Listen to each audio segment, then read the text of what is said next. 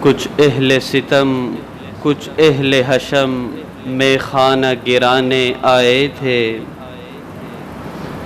کچھ اہل ستم کچھ اہل حشم میں خانہ گرانے آئے تھے، دہلیز کو چوم کے چھوڑ دیا کہ یہ پتھر باری ہے، زخموں سے بدن گلزار سہی تم اپنے شکستہ تیر گنو، زخموں سے بدن گلزار سہی تم اپنے شکستہ تیر گنو، خود ترکش والے کہہ دیں گے یہ بازی کس نے ہاری ہے۔ محترم سامعین کرام، اللہ تبارک و تعالی کی نعمتوں میں بعض نعمتیں شخصی ہوتی ہے، بعض نعمتیں قومی ہے۔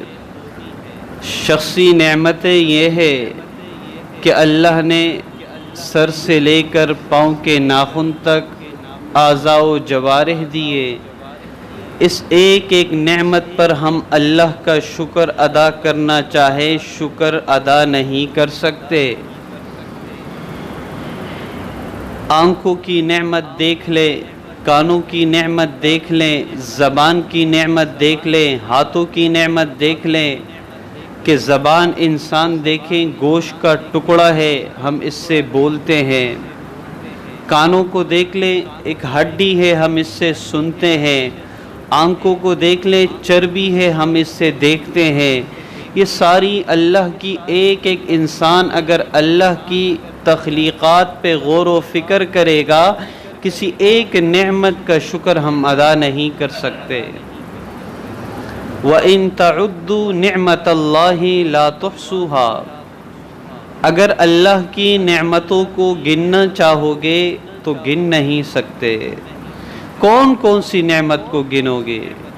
کون کون سی رب کی نعمتوں کو جھٹلاؤ گے؟ فَبِأَيِّ آلَاءِ رَبِّكُمَا تُكَذِّبَانِ، سورہ رحمان کے اندر ہر دوسری آیت فَبِأَيِّ آلَاءِ رَبِّكُمَا تُكَذِّبَانِ، اس کی نعمتیں پروردگار کی اتنی ہیں کہ تم اسے گننا بھی چاہو نہیں گن سکتے۔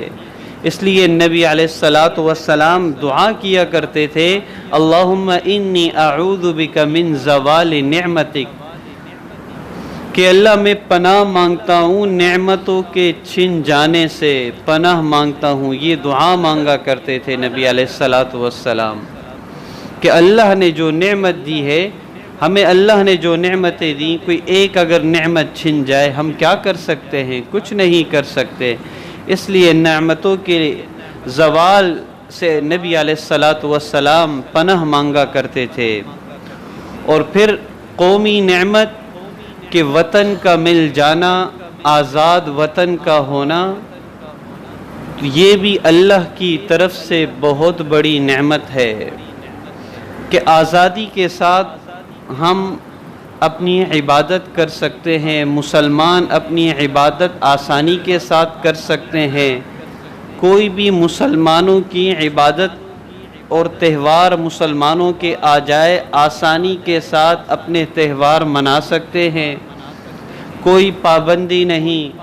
مساجد کی کثرت ہے، مدارس کی کثرت ہے، تعلیم و تعلم کی کثرت ہے۔ ایسے ایسے ممالک موجود ہے کہ صرف مسلمان گھنٹوں کا سفر کر کے صرف جمعے کی نماز پڑھنے جاتے ہیں مسجد۔ اس کی وجہ یہ ہے ہر نماز کے لیے گھنٹوں کا سفر ممکن نہیں ہے، صرف جمعے کے دن گھنٹوں کا سفر طے کرتے ہیں اور جمعے کی نماز پڑھنے جاتے ہیں۔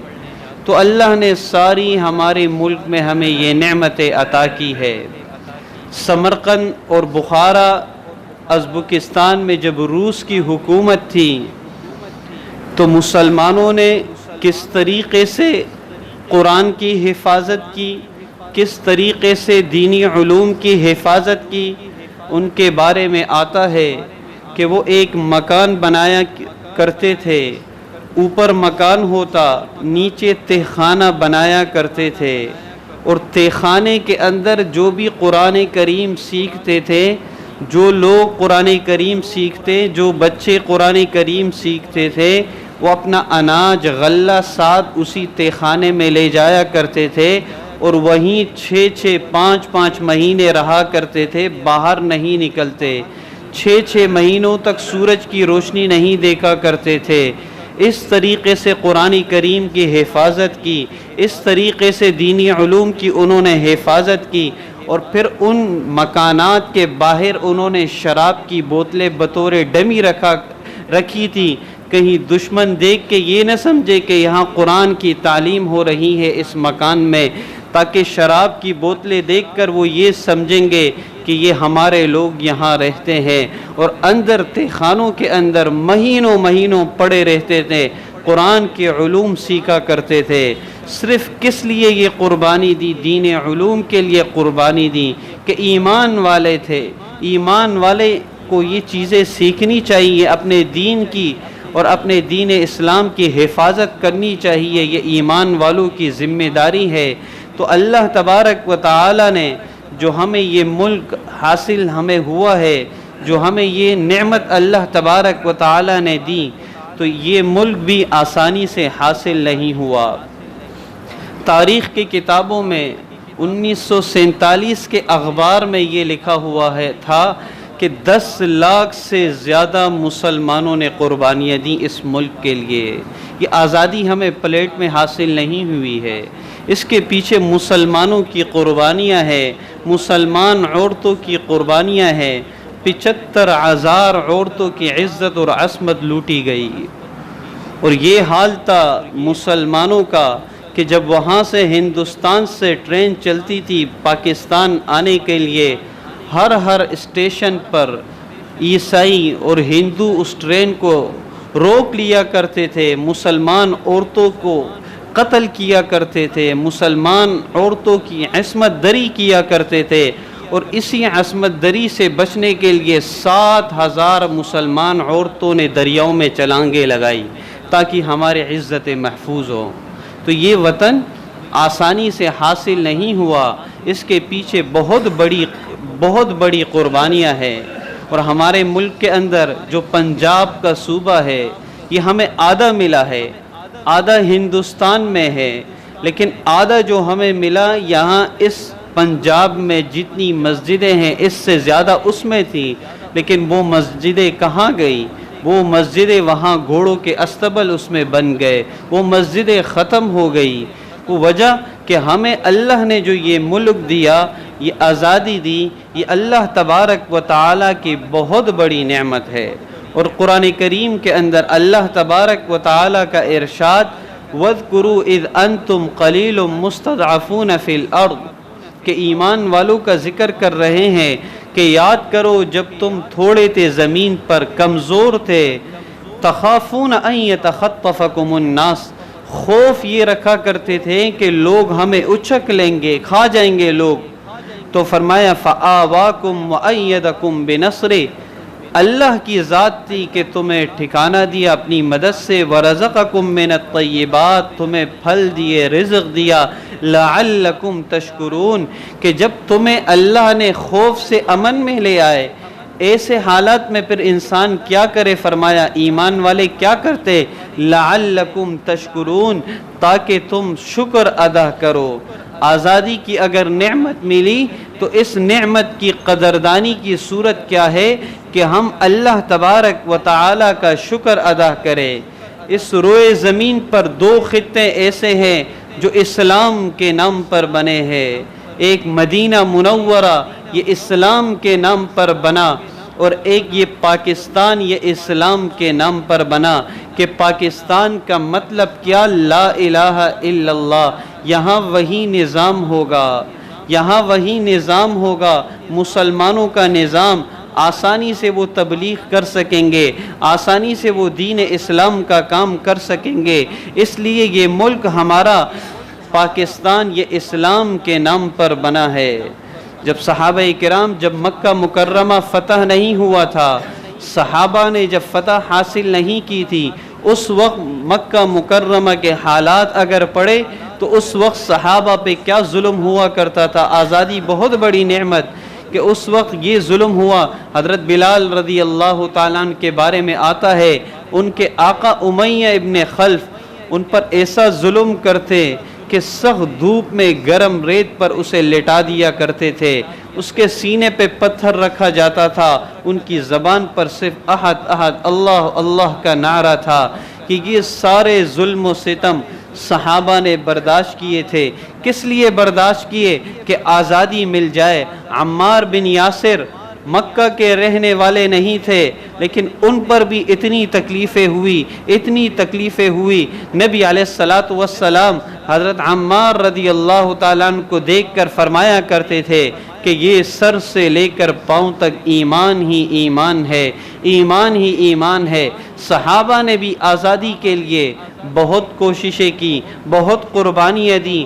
آپ علیہ الصلاۃ والسلام نے اور آپ کے صحابہ نے جب نبی علیہ السلام نے دیکھا مکے کے اندر کہ ظلم بڑھ رہا ہے کفار کی طرف سے، جب آزادی نہیں ہوتی انسان اللہ کی عبادت بھی نہیں کر سکتا، اعلانیہ عبادت بھی نہیں کر سکتا، نہ دینی علوم حاصل کر سکتا ہے، نہ عصری علوم حاصل کر سکتا ہے۔ ہندوستان کے بارے میں آتا ہے کہ 2 مہینے پہلے کی رپورٹ ہے، ایک صوبے کے اندر صرف ایک صوبے کے اندر تقریباً 8000 طالبات نے امتحان اس لیے نہیں امتحان میں بیٹھنے کی اجازت نہیں ملی کہ ان کا حجاب تھا، حجاب کے ساتھ ان پہ پابندی تھی کہ ان کے حجاب ہونے کی وجہ سے 8000 طالبات ایک صوبے کے اندر امتحان سے محروم رہے۔ تو یہ آزادی کا مل جانا یہ اللہ کی بہت بڑی نعمت ہے، بہت بڑی نعمت ہے۔ تو صحابہ کرام کے بارے میں آتا ہے جب ان پر بھی ظلم و ستم ہوا تو مکے سے مدینے کی طرف ہجرت کی۔ جب پہلی ہجرت کی تو 11 مرد اور 6 عورتیں تھیں، اور دوسری دفعہ جب ہجرت کی تو 86 مرد اور 16 عورتیں تھیں۔ اس طریقے سے مدینہ منورہ آئے تاکہ مدینہ منورہ آ کر ہم قیام کریں، آسانی کے ساتھ دین کی تبلیغ کرے، آسانی کے ساتھ دین کا کام ہو۔ تو جب انسان کو مسلمانوں کو ملک مل جائے اور ایسا پیارا وطن مل جائے کہ جن میں آسانی کے ساتھ اپنی عبادت ادا کر سکے تو یہ اللہ کی بہت بڑی نعمت ہے۔ اسی طریقے سے ہندوستان کے اندر جب آزادی کا نعرہ مسلمانوں نے لگایا تو مسلمانوں پر ظلم و ستم شروع ہوا۔ 1857 میں ایسا مسلمانوں پہ ظلم و ستم شروع ہوا کہ ہر طرف خون ہی خون، مسلمانوں پر ظلم و ستم۔ دہلی سے لے کر پشاور تک 14,000 علماء کی گردنیں کاٹی گئی۔ یہ آزادی آسانی سے حاصل نہیں ہوئی۔ آج آزادی کے نام پہ بےہودگیاں ہوتی ہے۔ یہ آزادی کے پیچھے اگر دیکھیں قربانیاں ہیں، اگر آزادی کی تاریخیں پڑھیں اس کے پیچھے علماء کرام کی قربانیاں ہیں، اس کے پیچھے مسلمانوں کی قربانیاں ہیں، اس کے پیچھے مسلمان عورتوں کی قربانیاں ہیں۔ اور 1857 کی جنگ میں حضرت مولانا جعفر تانسوی رحمۃ اللہ علیہ کے بارے میں آتا ہے کہ 18 سال تک انہیں کالا باغ جزیرے میں رکھا گیا اور ایسے جیل میں محصور کیا تھا کہ اٹھ نہیں سکتے تھے، اٹھتے تو اوپر کیل نیچے بھی کیلے، ایسے 18 سال تک ایسے کوٹری میں وہ رہیں۔ یہ ساری تکلیفیں علماء کرام نے، مسلمانوں نے کس لیے برداشت کی تھی؟ وطن کی آزادی کے خاطر برداشت کی تھی، تاکہ مسلمانوں پر ہندوستان میں ظلم و ستم ہو رہا ہے، تاکہ مسلمان الگ ملک حاصل کر لیں، اپنی عبادات الگ کر سکے، تاکہ اسلام کے نام پر ایک ملک بن جائے، اور پھر اس ملک سے انسان ایمان والے پھر اپنے ملک سے محبت کرے۔ ملک سے محبت کرنا بھی ایمان کی علامت ہے۔ ابراہیم علیہ السلام کے بارے میں آتا ہے، اپنے ملک کے لیے دعا کر رہے ہیں، وَإِذْ قَالَ إِبْرَاهِيمُ رَبِّ اجْعَلْ هَذَا الْبَلَدَ آمِنًا، اے میرے رب میرے اس ملک کو امن کا گہوارہ بنا۔ انسان اپنے دعاؤں میں اپنے ملک کو بھی یاد رکھے۔ یہ بھی انسان اس آزادی کی قدر میں سے ایک قدر یہ ہے کہ اپنی دعاؤں میں اپنے ملک کو انسان یاد رکھے کہ اتنے مشکلات سے یہ ملک حاصل ہوا۔ نبی علیہ السلام کے بارے میں آتا ہے جب فتح مکہ سے نہیں ہوا تھا، جب مکہ سے نکل رہے تھے، ہجرت کر رہے تھے، تو اپنی ملک سے ایسی محبت، اپنے شہر سے ایسی محبت، مکے سے ایسی محبت کہ جب جا رہے تھے ہجرت کر کے، مکہ چھوڑ کر، کفار کے ظلم و ستم سے تنگ ہو کر جب جا رہے تھے، نبی علیہ الصلوۃ والسلام پیچھے مڑ کر دیکھ کر فرمانے لگے، لولا ان قومی اخرجونی من ما سکنت غیرک، اگر میری قوم مجھے نکلنے پر مجبور نہ کرتی، میں تیرے سوا کہیں اور سکونت اختیار ہی نہ کرتا۔ اپنے ملک کو چھوڑا، ہجرت کی، مدینہ منورہ کی طرف گئے۔ تو یہ ملک جب حاصل ہوتا ہے تو قربانیوں سے جب حاصل ہو جائے، آزادی جب اللہ تبارک و تعالیٰ دے دے تو آزادی کے نام پر انسان خوشی کا اظہار کرنا یہ جائز ہے، مگر انسان حرام کاموں سے بچے۔ یہ نعمت کی ناقدردانی ہے۔ وَلَئِن كَفَرْتُمْ إِنَّ عَذَابِي لَشَدِيدٌ، اگر نعمت کی قدر نہیں کرو گے تو میری پکڑ پھر بہت سخت ہے، ناشکری کرو گے میری پکڑ بہت سخت ہے۔ اللہ نے آزادی دی ہے، آزادی نعمت ہے۔ اس نعمت کے موقع پر جب نبی علیہ الصلوۃ والسلام کو فتح مکہ کے موقع پر فتح آزادی حاصل ہوئی، ہم نبی کی زندگی دیکھ لے، نبی نے کیا کیا تھا۔ آج ہم جشن آزادی کے نام پہ کیا کرتے ہیں؟ جشن آزادی کے نام پر بے حیائی کرتے ہیں، جشن آزادی کے نام پر گانے اور رقص کا رواج عام ہو جاتا ہے۔ یہ سمجھتے ہیں اس دن ہمیں آزادی ہے، اس دن ان چیزوں میں گناہ نہیں ہے، بلکہ یہ اللہ تبارک و تعالی کی ناشکری ہے۔ اللہ نے آزادی دی، اس نعمت کی قدر کرے۔ نبی علیہ الصلوۃ والسلام فتح مکہ کے موقع پر کیا کرتے ہیں؟ حضرت ام ہانی رضی اللہ تعالی عنہ فرماتی ہے کہ جب فتح مکہ کے موقع پر میں نبی علیہ الصلوۃ والسلام کے پاس گئی، دیکھا نبی علیہ السلام غسل فرما رہے تھے۔ جب باہر نکلے نبی علیہ الصلوۃ والسلام نے 8 رکعت نماز ادا کی۔ بعض روایت میں آتا ہے آپ نے 12 رکعتیں نماز ادا کی، اور پھر فرمایا حضرت ام ہانی رضی اللہ تعالی عنہ نے، وَذَلِكَ ضُحًا، یہ چاش کی نماز تھی کہ نبی علیہ السلام نے فتح مکہ کے موقع پر، آزادی کے موقع پر، جس دن آزادی حاصل ہوئی، نبی نے 2 رکعت کے بجائے چاش کی نماز 8 رکعت تک، 12 رکعت تک پڑھی۔ کس لیے؟ اللہ کا شکر ادا کیا، کہ اللہ کا شکر ادا کیا، اللہ نے فتح نصیب کی۔ تو فتح کے موقع پر انسان اللہ کے غضب کو دعوت نہیں دیتا۔ جب نبی علیہ الصلوۃ والسلام مدینے تشریف لائے، دیکھا یہود روزہ رکھتے ہیں عاشورہ کے دن۔ پوچھا یہ کیوں رکھتے ہیں روزہ؟ تو بتایا گیا انہیں آزادی ملی تھی فرعون سے آزادی ملنے کی خوشی میں یہ روزہ رکھ رہے ہیں۔ کون رکھ رہے ہیں؟ یہود رکھ رہے ہیں۔ آج کے مسلمان کو دیکھ لیں، جسے دیکھ کر شرمائے بھی یہود، کہ یہودیوں کا کام کہ فتح کے موقع پر، جشن کے موقع پر، آزادی کے موقع پر، یہ حدیث میں آتا ہے انہیں فرعون سے نجات ملی تھی تو عاشورہ کا دن وہ روزہ رکھا کرتے تھے، اللہ کا شکر ادا کرتے تھے۔ آج کا مسلمان بے حیائی کے کاموں کو فروغ دیتا ہے، ناچ گانوں میں لگ جاتا ہے، ناچنے میں لگ جاتا ہے۔ جشن آزادی کے موقع پر یہ ہم اللہ کے غضب کو دعوت دے رہے ہیں، اور اللہ کے غضب کو دعوت دینا ایسا ہے کہ ہم جسمانی طور پہ تو آزاد ہو گئے، لیکن ذہنی طور پہ اب بھی غلام ہے، ذہنی طور پہ اب بھی غلام ہے۔ آج ہر ایک دیکھ لے جشن آزادی منا رہے ہیں۔ آزادی انسان منائے، اللہ کا شکر ادا کرے، اس دن 2 رکعت نماز پڑھے، لیکن ہم ذرا یہ بھی سوچے ابھی محنت کچھ اور بھی باقی ہے۔ جسمانی آزادی تو ملی، ذہنی آزادی کے لیے بھی کچھ محنت باقی ہے۔ کیا ہماری معیشت اب آزاد ہے؟ کیا ہم یہود کے قرضوں سے آزاد ہو چکے ہیں؟ کیا ہماری عدلیہ آزاد ہے؟ کیا ہمارے سیاستدان آزاد ہے؟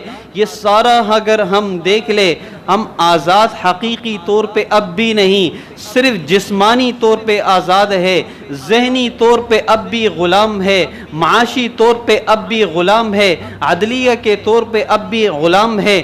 یہ سارا کا سارا ہمیں اب محنت اور بھی کرنی ہے تاکہ اللہ ہمیں ذہنی غلامی سے ہماری ختم کر دے۔ لیکن اس کی شرط یہ ہے، ہم اللہ کے غضب کو جتنا دعوت دیں گے ہم اور غلامیوں میں جکڑے جائیں گے، اور غلامی والی زندگی میں جکڑے جائیں گے۔ ہم اس دن اللہ تبارک و تعالی کا شکر ادا کریں، آزادی والے دن 14 اگست کے دن اللہ کا شکر ادا کریں۔ اللہ نے ہمیں یہ نعمت، آزادی کی نعمت عطا کی۔ قرآن کریم کے اندر ارشاد، الذین ان مکناہم فی الارض اقاموا الصلاۃ وآتوا الزکاۃ، کہ جن لوگوں کو اللہ دنیا میں حکومت دے دے کہ ایمان والوں کو، مسلمانوں کو جس خطے میں، جس ٹکڑے میں اگر حکومت مل جائے تو مسلمان لوگ کیا کرے؟ اللہ نے قرآن میں بتلا دیا، اقاموا الصلاۃ، نماز کا قیام کرے، نمازوں کی پابندی کرے، وآتوا الزکاۃ، اور زکوٰۃ کی ادائیگی والے بنے، اور نیکی کا حکم کرنے والے بنے، برے کاموں سے بچنے والے بنے۔ یہ فرمایا جب مسلمانوں کو اللہ حکومت دے دے، اگر حکومت مل جائے، حکومت ملنے پر انسان بےہودگیوں کی طرف نہیں جاتا، ناچنے کی طرف نہیں جاتا، بے حیائی کو فروغ نہیں دیتا۔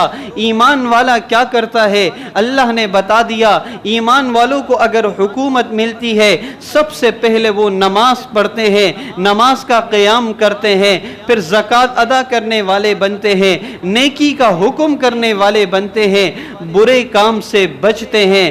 چہ جائے کہ حکومتی سطح پر بے حیائی کو فروغ دیا جا رہا ہو، حکومتی سطح پر بے حیائی کے کام اس دن ہو رہے ہو، تو انسان یہ اللہ کے غضب کو دعوت دینے والی بات ہوتی ہے۔ اس دن انسان، اللہ نے جو نعمت دی، اللہ نے آزادی کی صورت میں ہمیں یہ ملک پاکستان عطا کیا، اس کی قدر کی صورت یہ ہے کہ اس دن ہم 2 شکرانے کے نفل پڑھے، اللہ تبارک و تعالی کا شکر ادا کرے، اور گناہوں کے کاموں سے اپنے آپ کو بھی بچائے اور اپنے چھوٹے بچوں کو بھی بچائے۔ اللہ تبارک و تعالی ہم سب کو عمل کی توفیق عطا فرمائے۔ وآخر دعوانا ان الحمد للہ رب العالمین۔